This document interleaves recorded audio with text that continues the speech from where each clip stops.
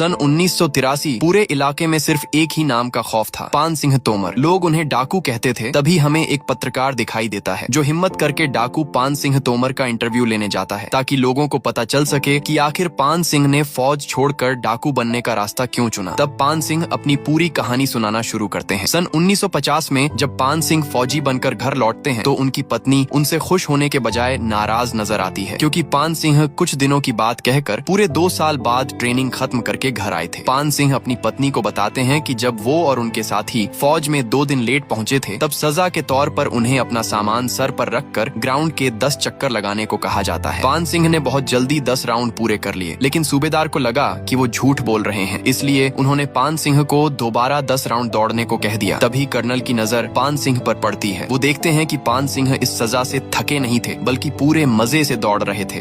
Colonel देखता है कि जहां सजा के डर से सभी जवानों की हालत खराब थी, वहीं पान सिंह पूरे मजे में दौड़ रहे थे। मेस में बाकी लोग कम पैसे खर्च करके थोड़ा सा खाना लेते थे, लेकिन पान सिंह हमेशा ज्यादा खाना लेते थे, क्योंकि उनकी खुराक बहुत ज्यादा था। जब वह दोबारा खाना लेने जाते हैं तो उन्हें रोक दिया जाता है और गुस्से में कहा जाता है, तुम अकेले ही सबको भूखा मार दोगे। अगर इतना ही खाना है तो स्पोर्ट्स में चले जाओ, वहाँ खाने पीने पर कोई पाबंदी नहीं। अगले दिन पान सिंह सीधे कर्नल के पास पहुँचते हैं और कहते हैं, हमें स्पोर्ट्स में ले लो, सुना है वहाँ खाने पर कोई रोक नहीं होती। तब कर्नल पूछता है, तुम क्या खेलते हो? पान सिंह बताता है, मैं दौड़ता बहुत अच्छा हूँ। कर्नल पान सिंह से कहता है, ये आइसक्रीम बिना पिघले मेजर साहब के घर पहुँचा दी तो तुम्हें स्पोर्ट्स में ले लिया जाएगा। पान सिंह आइसक्रीम उठाते हैं और पूरी ताकत से दौड़ पड़ते हैं। वह जंगल के रास्तों से होते हुए कुछ ही मिनटों में मेजर के घर पहुँच जाते हैं और आइसक्रीम बिल्कुल सही हालत में दे देते हैं। अगले दिन पान सिंह की पहली स्पोर्ट्स रेस होती है। मैदान में सभी खिलाड़ी पूरी ताकत से दौड़ने लगते हैं, लेकिन पान सिंह आंखें बंद करके मंत्र जाप कर रहे थे। उन्हें देखकर बाकी खिलाड़ी हंसने लगते हैं। तभी अचानक पान सिंह दौड़ना शुरू करते हैं और देखते ही देखते सबको पीछे छोड़ देते हैं। पूरा मैदान तालियों और नारों से गूंज उठता है और इसी के साथ पान